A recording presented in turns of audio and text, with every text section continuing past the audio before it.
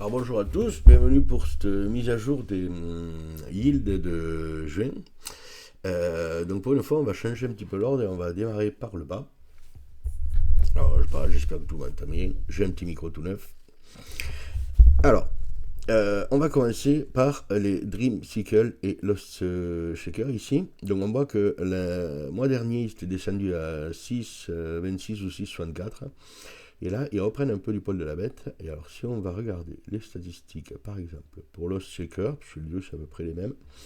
Donc, en termes de statistiques, on voit qu'on a une tendance qui confirme que ces biens de vacances se louent mieux. On va voir si la tendance continue, mais le yield moyen, il monte pour celui-là. Il se rapproche de...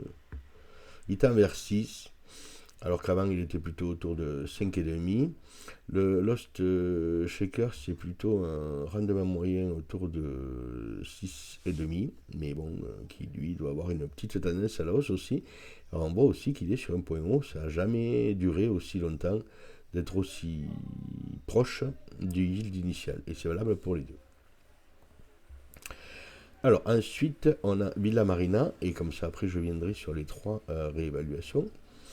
Donc la petite stat sur Villa Marina, Villa Marina, eh ben, on voit que lui, il est conforme à ce qui s'est passé les années précédentes. Donc l'année dernière, avril, on était bon jusqu'à avril-mai, et après on commence à chuter. On va avoir la saison d'été jusqu'à l'automne qui va être un peu plus basse, et après on remontera à notre bon yield pour maintenir une moyenne à 7,11.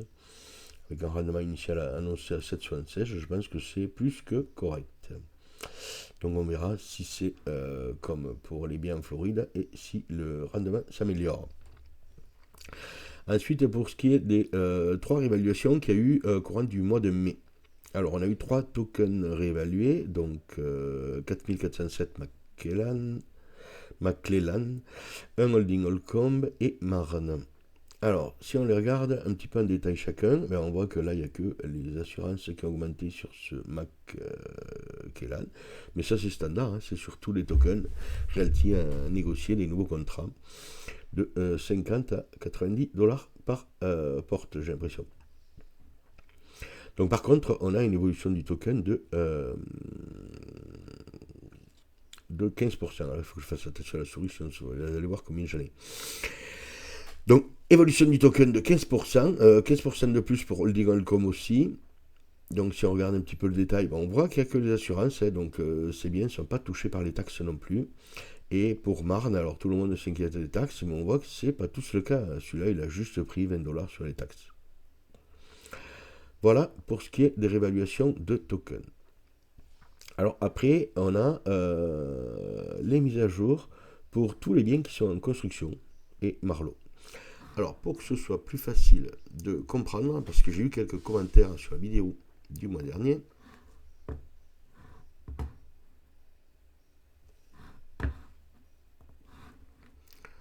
Alors, qu'est-ce qui se passe? Ah oui, vous voyez, mais moi, j'avais pas vu que j'avais changé de fenêtre. Alors, on passe sur un petit fichier Excel que j'ai fait où on va voir Ovassa, Marlowe, les Pino Alto. Donc, ce qui se passe ici, c'est qu'on a dans la colonne C, ici, le prix des tokens, le nouveau rendement qu'on a ce mois-ci, l'ancien rendement qu'on avait le mois d'avant.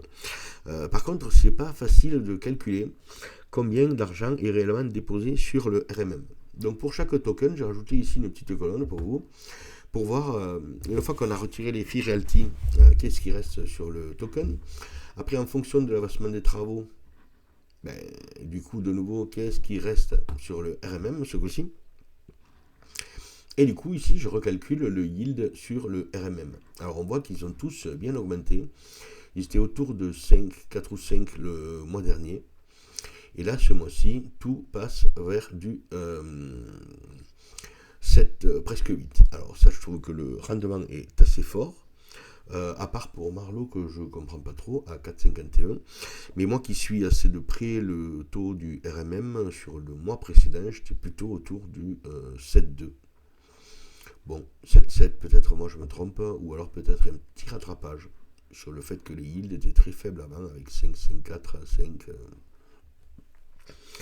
Mais bon, toujours est-il, c'est un placement intelligent d'acheter ces maisons de construction qui rapportent du rendement dès le début.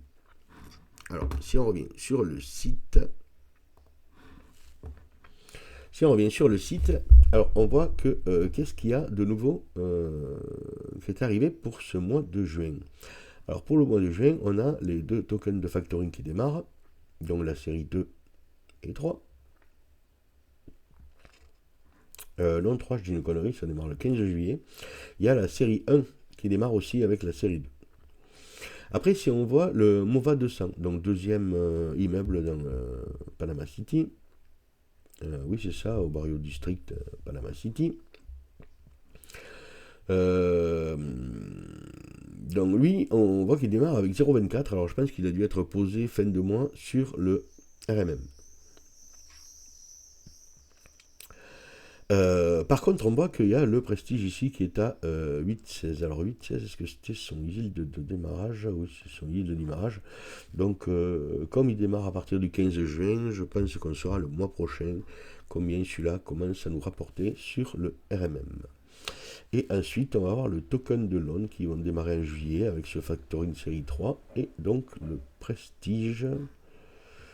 Le Prestige, mais qui démarre en 15 juin 2026. Ah, j'avais pas vu ça, tiens. Pourquoi lui, il démarrerait si tard?